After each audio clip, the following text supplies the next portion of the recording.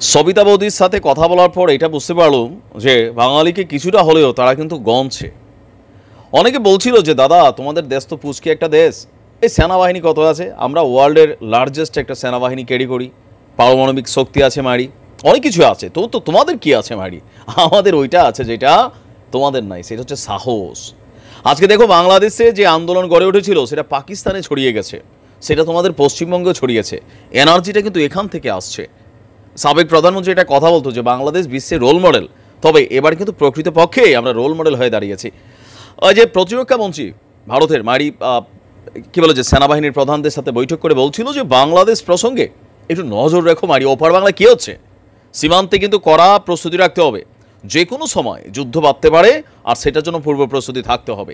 তো বাঙালি আসলে কী করছে না, আমাদের যেই পরিবর্তিত আমরা বিজিবি দেখেছিলাম সেটা কিন্তু বিডিআরের মতন পুরনো ভূমিকায় রয়ে গেছে মারি। হ্যাঁ, 5ই আগস্টের পর থেকে দেখা দিচ্ছে আমাদের বিজিবি জওয়ানরা, আমাদের সাহস আছে, মরবো তো জানি, কিন্তু আমরা লড়াই করে মরবো এমনটাই কিন্তু মাথার মধ্যে। তার উপরে ইউনূস সরকারের একটা বক্তব্য তো চলেই আসলো মারি। গতকালকে ডক্টর ইউনূস সাহেবের ইস্যুতে ভারত কিন্তু নানান ধরনের রিয়েকশন দিচ্ছেন। এর মাঝখানে আমাদের বিজিবির প্রতি একটা কড়া নির্দেশ গেছে সরকারের পক্ষ থেকে, চাহে কুছ ভি হো, জান ভি চালা যায় মাগার পিঠ মাত দিখাইও বাহাদুরো। মানে পিঠ দেখানো যাবে না, সিনা টান করা টানাইতে হবে, গুলি খাইলে খাইবা নয়তো করবা, অ্যাকশন হবে। আবার বিজিবিকে বিশেষ কি বলা হয়েছে, মেসেজ দেওয়া হয়েছে স্বরাষ্ট্র মন্ত্রণালয়ের পক্ষ থেকে। পাশাপাশি দুর্নীতি থেকে নিজেদের দূরে রাখতেও বর্ডার গার্ড বাংলাদেশ সদস্যদের প্রতি কঠোর নির্দেশনা দেওয়া হয়েছে। লেফটেন্যান্ট জেনারেল মোহাম্মদ জাহাঙ্গীর আলম চৌধুরী তিনি বলছেন যে সীমান্তে আর পিঠ প্রদর্শন করা চলবে না। রাজধানীর পিলখানায় বিজিবি সদর দপ্তরে আপনার সীমান্ত সম্মেলন কেন্দ্রে এই বাহিনীটির ঊর্ধ্বতন কর্মকর্তাদের উদ্দেশ্য করে তিনি এই নির্দেশনা দিয়েছেন।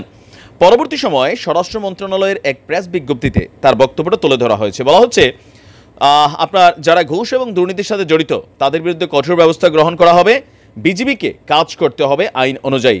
পাশাপাশি সীমান্ত সুরক্ষা এবং চোরাচালান প্রতিরোধে বিজিবির দায়িত্ব পালন করতে হবে। বিজিবিকে সেখানে সীমান্তে আপনার বিএসএফ হোক, ভারতীয় যে কোনো কিছু হোক, তাদেরকে মোকাবেলা করার জন্য নির্দেশনা দেওয়া হয়েছে যে সীমান্তে পিঠ দেখানো যাবে না। এখানে এই শব্দটা কেন আসছে, এর আগে গত 16 বছর বিজিবি যে রাজত্ব তৈরি করেছে আমাদের দেশে ঢুইকা, প্রায় ধরেন এরকম 1-1.5 হাফ কিলো ভিতরে ঢুইকা গুলি করছে, এরপর এরা আবার এখান থেকে বের হয়ে গেছে।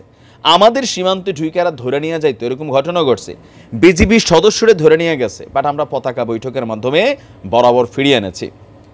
স্বর্ণদাস কিশোরী 13 বছরের ছোট্ট এই মেয়েটার মৃত্যুকে কেন্দ্র করে নতুন করে আমরা কিন্তু বাংলাদেশের মানুষ আবারও সীমান্ত ইস্যুতে সোচ্চার হয়েছি। ডক্টর ইউনূস সাহেবও ভারতের প্রতি কঠোর নির্দেশনা দিয়েছেন, তোমাদের দেশ দখল করতে কেউ ওপার যায় না, সুতরাং এটা বন্ধে কঠোর পদক্ষেপ গ্রহণ করা হবে। যদি ভারত কথা না শুনে তাহলে আন্তর্জাতিকভাবে বিষয়টাকে নিয়ে ডিল করা হবে।